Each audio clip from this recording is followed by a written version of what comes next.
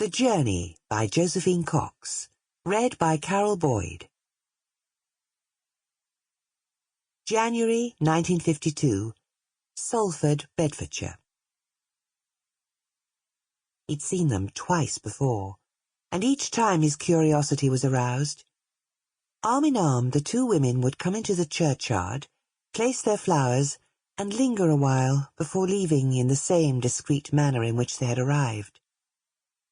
Today they acknowledged him with a polite nod, then moved on, intent about their business. It was almost as if he was not there. In her own way, each of the women was beautiful. The taller of the two, who looked about 50, had long chestnut-brown hair, grey in places, tied back with a ribbon, and lovely golden-brown eyes, a smart though ample figure, and softly rounded features. She walked with a stick with a silver-capped toe, and made a striking figure. He knew they were headed for the headstone where the words, carved deep, read, Barney Davidson, 1890 to 1933. A man of courage, he made the greatest sacrifice of all. What had this man done to deserve such an accolade?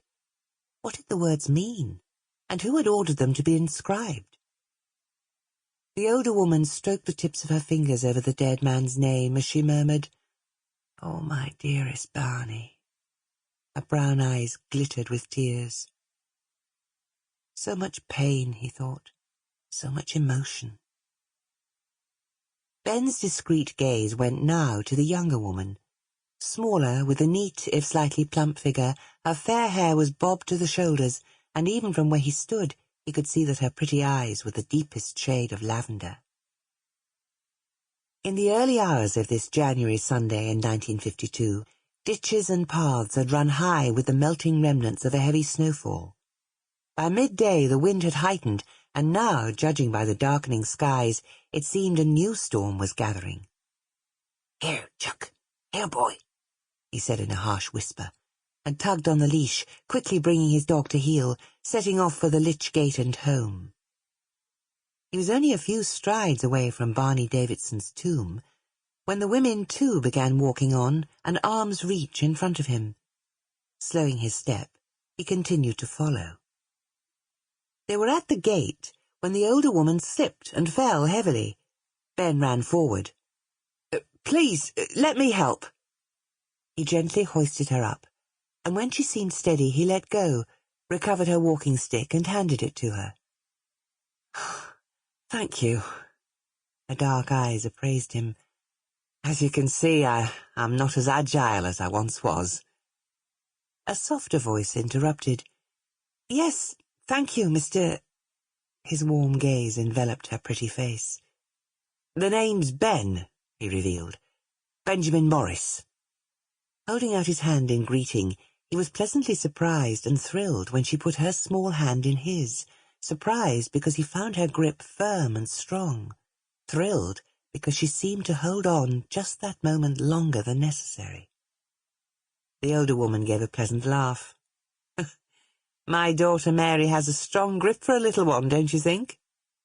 "It comes from gardening," Mary said shyly. "A few years ago our old gardener retired, and I persuaded Mother to let me have a go at the job. I love every minute of it." "Mary's a worker, all right," her mother declared. "When she's not up to her eyes in the garden, she works 5 days a week in her flower shop in Leighton Buzzard." Mary made an effort to divert attention from herself. "Do you like gardening, Mr. Morris?" "I farm," he answered. "I'm afraid there isn't a great deal of time left for gardening, or much else." Her smile was appreciative.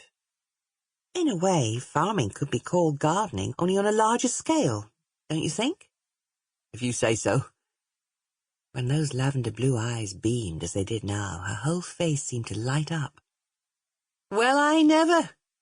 With a mischievous smile on her face, the older woman reminded them, "There's me, badly injured, and you two exchanging pleasantries as if I wasn't even here." The pair of them were mortified. "Oh, whatever am I thinking?" Ben exclaimed. "I'm so sorry." He'd been so occupied with the daughter, he had neglected the mother. "I must get Mother home." With her eyes still on Ben, Mary shifted closer. Sample complete. Ready to continue?